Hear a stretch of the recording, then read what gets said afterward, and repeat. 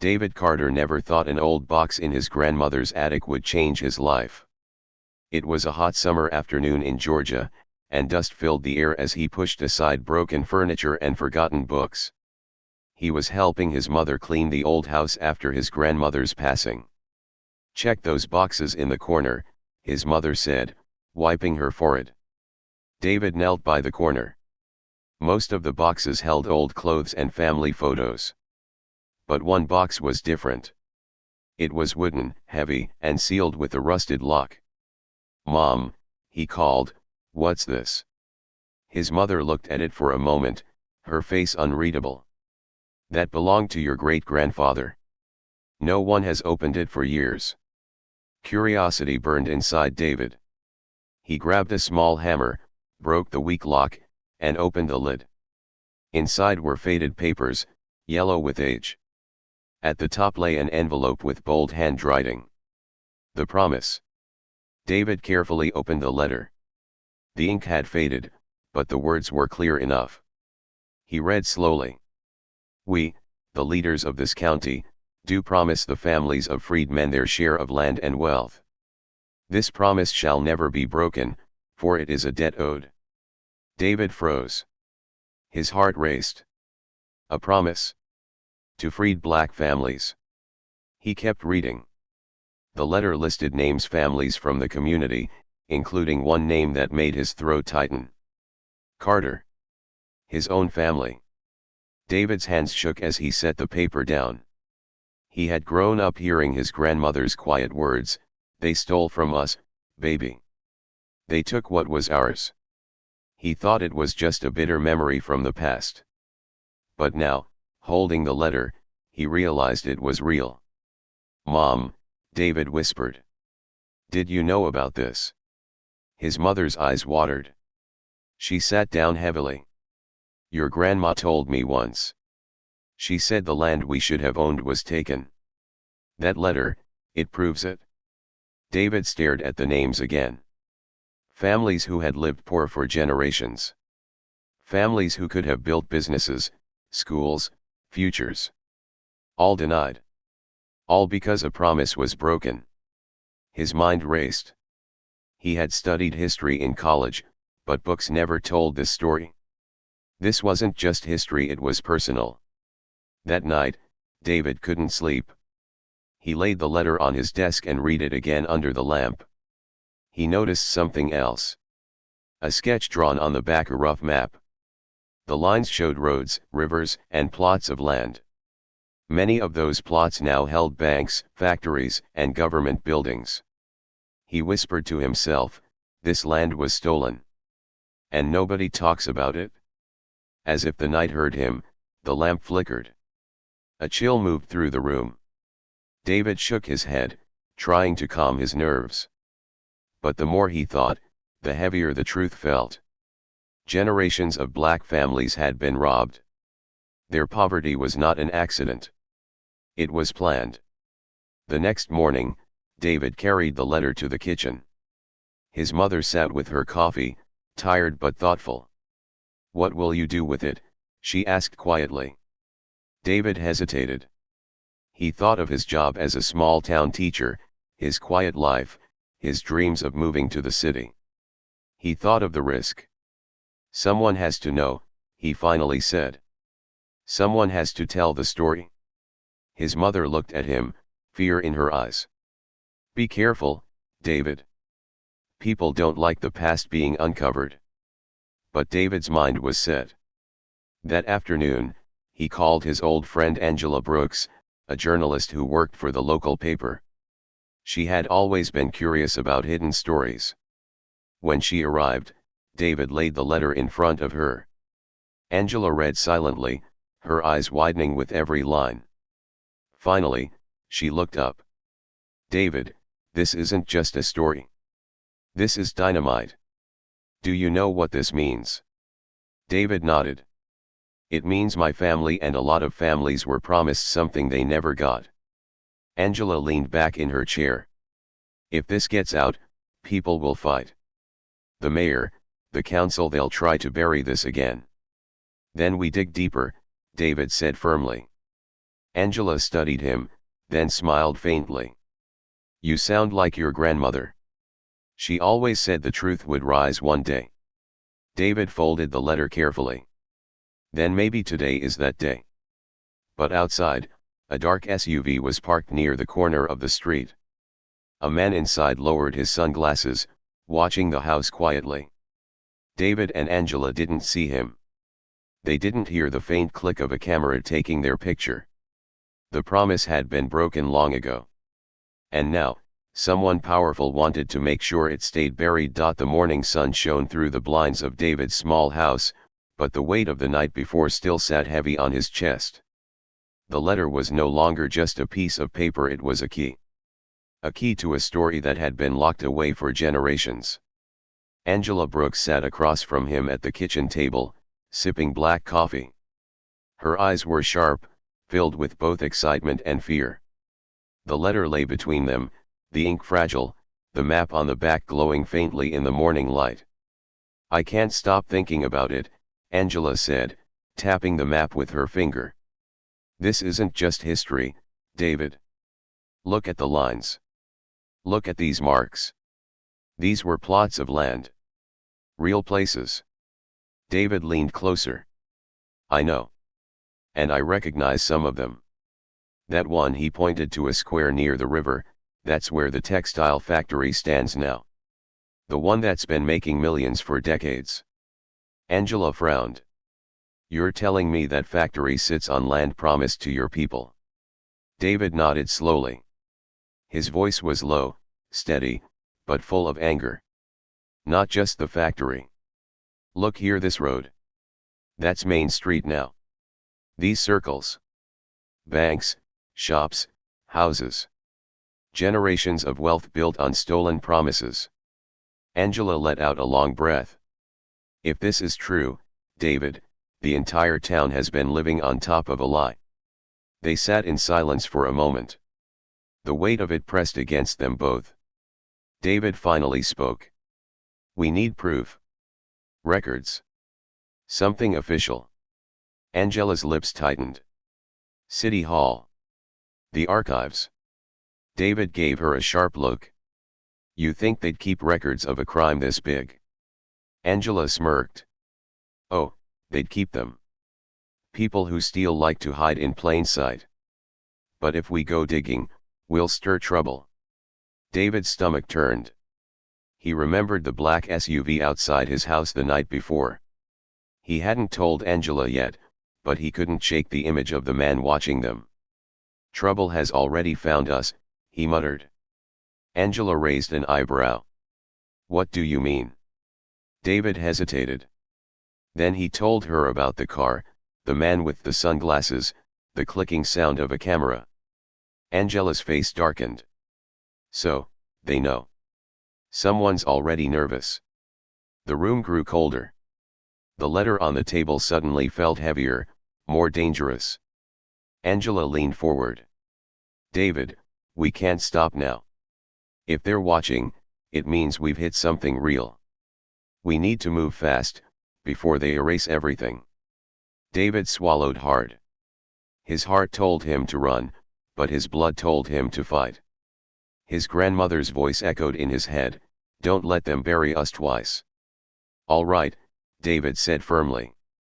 We go tonight. That evening, the two of them parked a block away from City Hall. The building stood tall and proud, its white stone walls glowing under streetlights. But to David, it looked like a fortress hiding generations of lies. Angela carried her old leather bag filled with notebooks, pens, and a small camera. David carried only a flashlight and his courage. Are you ready? Angela asked, her voice low. David nodded. Let's do it. They entered through the side door Angela had used before on late-night assignments. The halls were silent, the air heavy with the smell of dust and old paper. The archive room was in the basement. Rows and rows of metal cabinets stretched out like a maze. The faint hum of a flickering bulb echoed in the silence. Angela whispered, start with land deeds 1870s to 1890s. David pulled open a drawer, the metal screeching loudly. His hands shook as he flipped through yellowed files. For a while, all he found were boring contracts. Then, he froze. "Angela, look." He pulled out a folder stamped in bold letters, "Property transfers, special cases." Angela's eyes widened. Special cases? That sounds promising. Inside were contracts signed by men of power: mayors, judges, businessmen. At the top of each page were the names of black families from the community. The Carters. The Johnsons. The Brooks. But the signatures at the bottom were forged. The deals were fake, forced, or unfinished. Each file ended the same way: land transferred to wealthy white families, while the original owners received nothing. Angela snapped photos quickly. "This is it. This is the proof." Suddenly, a loud clang echoed down the hallway. David's heart jumped. "Someone's here." Angela shoved the papers back into the drawer. They turned off the flashlight and pressed against the wall. Footsteps.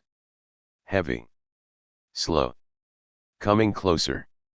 David's pulse raced in his ears. The light from a flashlight swept across the hall. A deep voice spoke into a radio, "They're here." "I know it." Angela's hand gripped David's. Neither of them dared to breathe. The footsteps came closer, then stopped right outside the archive room. David thought his heart would break his ribs. Finally, the steps moved on. The beam of light disappeared. Angela whispered, trembling, "We need to leave. Now." They moved silently, escaping through the side door and back into the night. Their breaths came heavy as they reached the car. David looked at Angela. His voice was shaking but filled with fire. "Now we know. They stole everything. And they'll do anything to hide it." Angela started the car, her jaw tight. "Then we'll make sure the whole world sees it." But neither of them noticed the black SUV parked across the street, its engine humming softly. Inside, the same man in sunglasses was on the phone.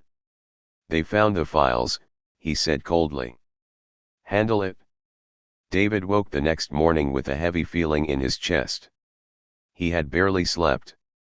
Images of the old files, the forged signatures, and the sound of footsteps in the archive haunted him. His phone buzzed. A message from an unknown number lit the screen. "Stop digging. Last warning." David's stomach twisted. He looked around his small house, suddenly unsure if he was safe. The knock at the door made him jump. "David, it's me," Angela's voice called softly. He opened the door quickly and pulled her inside. She looked pale, her hair messy, as if she had been running. "They followed me," Angela whispered. "A black SUV. It parked outside my apartment all night. This morning, I saw the same men near my car." David swallowed hard. "The same ones from last night?" Angela nodded. "They know we found the truth. They won't let us spread it." David paced the room. He thought of the letter, the files, the stolen land. He thought of his grandmother's quiet warnings. And then, something hit him like a stone. "Angela," he said slowly, "my family name was in those files." Angela frowned. "What are you saying?" David pulled the old letter from the table and pointed to the name written clearly: Carter. "My great-grandfather was one of the men promised land. The land that's now Main Street. The land we never got." Angela's eyes widened. "David, this isn't just history for you. It's blood. Your family was robbed too." The weight of it crushed David's chest. For years, he had wondered why his grandmother struggled to pay bills, why generations before him lived poor while others built wealth. Now he knew it was stolen before it ever reached them. But before he could speak, a loud crash echoed outside. David rushed to the window. The black SUV was back, parked boldly across the street. Two men in black suits stepped out, scanning the neighborhood. "They're here," Angela whispered. David grabbed the letter and shoved it into his backpack. "We can't stay here." Angela's hands shook as she picked up her bag. "Where do we go?" David thought fast. "Ms. Ruth Johnson. She's the oldest in the community. If anyone remembers, it's her." Angela hesitated. "She lives out by the woods." "That's miles away." David's jaw tightened. "Then we walk if we have to. But we can't let them catch us." They slipped out the back door, moving quickly through alleys and side streets. Every sound made them flinch: the growl of a car engine, the bark of a dog, even the wind moving trash cans. At one corner, Angela grabbed David's arm. "Look." One of the men from the SUV stood across the street, pretending to read a newspaper. But his eyes followed them. David's heart pounded. "Keep walking. Don't run." They moved calmly, turning the corner, then sprinting once they were out of sight. Hours later, they reached the old wooden house at the edge of town. The paint was peeling, and the porch sagged, but the place felt alive. Flowers grew wildly in the front yard, and wind chimes rattled softly in the breeze. David knocked gently. "Ms. Ruth?" "It's David Carter." After a pause, the door opened. An elderly black woman with sharp eyes and silver hair peered out. "David," she said, her voice soft but firm. "You look just like your grandma. Come in." They stepped inside. The air smelled of old wood and sweet tea. Photos lined the walls: families, churches, parades long forgotten. David wasted no time. He placed the letter on her table. Ms. Ruth adjusted her glasses and read slowly. Her lips trembled. "So, it finally came back," she whispered. Angela leaned forward. "You knew about this?" Tears filled Ms. Ruth's eyes. "Child, we all knew. Our parents told us to wait, to be patient. They said the land and money would come. But it never did. We were pushed out, threatened, cheated. That's why most of us grew up with nothing." David's throat tightened. "Why didn't anyone fight back?" Ms. Ruth's eyes turned cold. "Some tried. They were silenced. Some were bought. Some just gave up. But the pain never left us." Angela quickly pulled out her camera. "Ms. Ruth, will you tell your story? On record?" Ms. Ruth hesitated, then nodded. "Yes. Before I go, the truth needs to live." Her voice grew stronger as she spoke into the camera. She told of families who waited for land, of men in suits who came with papers no one could read, of promises broken and futures stolen. Angela's hand shook as she held the camera. "This is powerful. This is living history." David reached for Ms. Ruth's hand. "Thank you. People need to hear this." But then, the sharp sound of tires screeched outside. David rushed to the window. The black SUV was parked at the edge of the yard. The men were coming. Angela gasped. "How did they find us?" Ms. Ruth's face hardened. "They've always known where we are. The question is, what will you do now?" David clenched his fists, his eyes burning with fire. For the first time in his life, he wasn't afraid of being called crazy or weak. "They stole our past," he said. "But they're not stealing our future." The night after the town meeting, Samuel could not sleep. The words of Mrs. Carter and the stories from the elders echoed in his head. He stared at the ceiling of his small apartment, his fists tight against the sheets. They promised. They lied. And now they pretend it never happened, he whispered to himself. Outside, the wind carried the sound of rustling leaves. The town was quiet, but Samuel's mind was loud. He felt like he was standing on the edge of something dangerous, something that could change everything. The next morning, he met with Mrs. Carter at her old bookstore. The place smelled of dust, wood, and history. Books were stacked in every corner, and faded photographs lined the walls. Mrs. Carter handed Samuel a worn leather folder. "These are records," she said. "Letters, maps, agreements. All proof that the promise was made and broken." Samuel opened the folder. Inside were yellowed papers, signatures of old town leaders, and photographs of black families standing on land that was no longer theirs. His hands shook as he flipped through the pages. "This," Samuel said, his voice breaking, "this is history they tried to bury." Mrs. Carter nodded. "And now it's your job to bring it to light." Meanwhile, across town, Mayor Richard sat in his office with his advisors. The room was heavy with silence. One of the council members, a tall man named Henry, leaned forward. "This boy, Samuel, is stirring up trouble," Henry said. "If he keeps talking, people will demand answers. We can't let that happen." The mayor rubbed his temples. "We have to control the story before he does. If the town believes him, we'll have riots, protests, maybe worse." "So what do we do?" another advisor asked. Mayor Richard looked out the window at the quiet streets of Maplewood. His eyes narrowed. "We silence him. Not violently but with doubt, with whispers. We make the people believe he's just chasing shadows."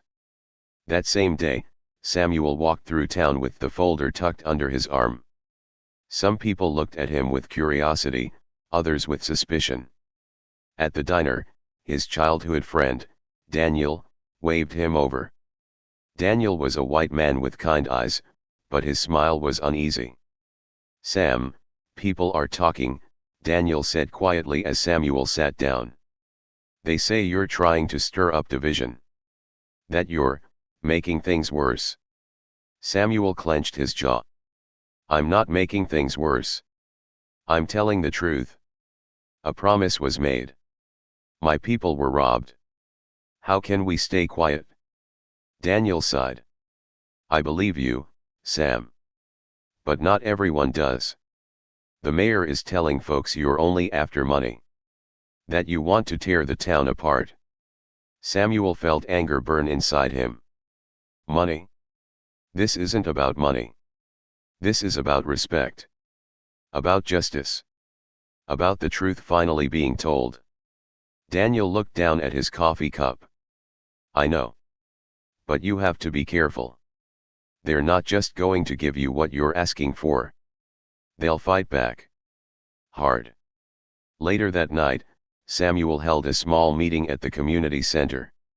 The room was filled with people, young and old, who wanted answers. The elders sat in the front row, their faces heavy with memories. Samuel stood before them, the folder on the table beside him. "We cannot forget what happened here," Samuel said. His voice was steady, though his heart pounded. "They promised us land, freedom, and a future. But they took it away. And now they tell us to move on, to stay silent. But silence keeps us chained." He held up one of the old photographs. A black family stood proudly in front of their farm, smiling at the camera. "These were our families. This was our land. This was our home. We must demand reparations not as charity, but as justice." The crowd murmured, some nodding, others frowning. A young woman stood up. "But what if they refuse? What if they fight us?" Samuel looked at her, his eyes filled with fire. "Then we fight back not with violence, but with truth. With our voices, our unity, and our history. We make them face what they've tried to bury." The room grew quiet, the kind of quiet that meant people were listening deeply. But outside, in the dark shadows of the street, two men watched from across the road. One lit a cigarette, the flame briefly revealing his face. "They're organizing," the first man said. The other nodded. "Mayor Richard won't like this." "Not one bit." The cigarette burned in the night air, a small flame against the darkness like Samuel's fight for truth, fragile but burning bright. When Samuel finally walked home, he felt both hope and fear. The people were waking up. The truth was no longer buried. But he knew the mayor and his allies would not stay silent for long. As he turned the corner to his street, he noticed something strange. His apartment door was slightly open. Samuel froze. His heart raced. He had locked it before leaving. Slowly, he stepped forward, pushing the door open. The lights were off, but he could feel it. The air had been disturbed, the room touched by someone else. And then he saw it. The leather folder was gone. Samuel stood frozen in the doorway of his apartment. His chest tightened as he looked around the room. The small desk near the window was empty. The leather folder, the one with the papers, the photographs, the proof, was gone. He whispered to himself, "No, no, no." He searched every corner of the room. Drawers were left open, clothes thrown on the floor, but nothing else was missing.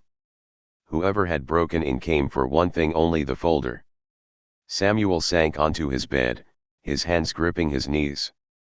Fear rushed through him, but underneath the fear was fire. They know. They're scared. That's why they came for it. The next morning, Samuel went to the bookstore. Mrs. Carter was dusting the shelves when he stormed in. "They took it," he said, his voice sharp. Mrs. Carter turned slowly.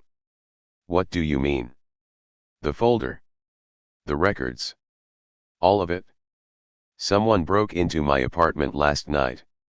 Her face fell. For a long moment she said nothing. Then she walked to the back of the store and pulled out a small wooden box. "I thought this might happen," she said softly. She opened the box and handed him a stack of copies. "I made duplicates of everything before I gave you the originals.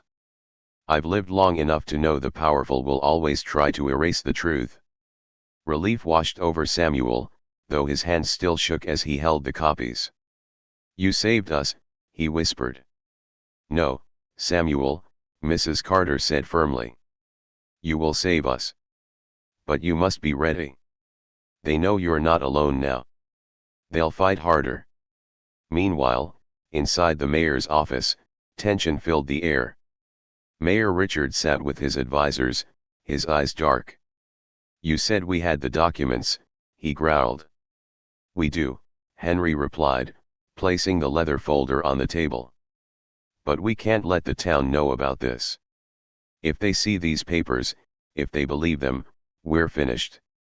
The mayor tapped his fingers on the desk. "Then we destroy them." But another council member, a woman named Karen, leaned forward. "Destroying them won't be enough. People already whisper. If Samuel has the crowd, we lose control. We need to discredit him. Make him look like a liar, a fraud." The mayor nodded slowly. "Then that's the plan. We make him the villain. By the time we're done, the town won't trust a word he says." Later that evening, Samuel met with his childhood friend Daniel again at the diner. The smell of coffee and fried food filled the air. Daniel looked uneasy as Samuel slid into the booth. "Sam," Daniel said quietly, "you're in danger. People are saying the mayor's spreading lies about you. They're calling you greedy, saying you just want money." Samuel's fists tightened. "It's not about money. It's about justice." "I know that," Daniel said. "But not everyone does. And if you're not careful, they'll turn the whole town against you." Samuel leaned closer. His eyes burned with determination. "Then I have to speak louder. I have to show them the truth before the lies spread too far." That night, Samuel stood again at the community center. The copies of the documents sat on the table beside him. The room was filled with more people than before, some curious, some doubtful, but many hopeful. He held up one of the letters. "They thought they could take this away from us. They thought they could erase our history. But here it is. Written, signed, recorded. A promise made and broken." The crowd murmured. An elder raised his cane. "I remember my father talking about this land. He said it was ours once. That we built it, and they took it? Another voice spoke up, trembling with anger. So what do we do now? Samuel took a deep breath. We demand reparations. We demand recognition. We demand justice, not tomorrow, not years from now, but now. The room erupted in applause and shouts of agreement. But in the back, a man stood silently, his arms crossed. His eyes followed Samuel with cold suspicion. When the meeting ended, Samuel stepped outside into the cool night air.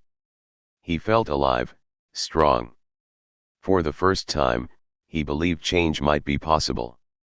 But then, from the shadows, a voice spoke. You should stop, Samuel. He turned quickly. A tall man in a dark coat stood under a streetlight, his face half hidden. Who are you? Samuel demanded. The man stepped closer. Think of your family. Think of your friends. If you keep pushing, people will get hurt. Samuel's heart raced, but he stood tall. Is that a threat? The man gave a cold smile. It's a warning. Walk away, or you'll regret it. And then the man disappeared into the night, leaving Samuel standing in the silence, his heart pounding. Samuel walked home with heavy steps. The warning echoed in his mind. But instead of fear, it lit a fire inside him. They can threaten me, he whispered. They can steal from me. But they cannot erase the truth. He looked up at the stars above the quiet town of Maplewood. Somewhere deep inside, he knew the battle was only beginning. And he was ready to fight.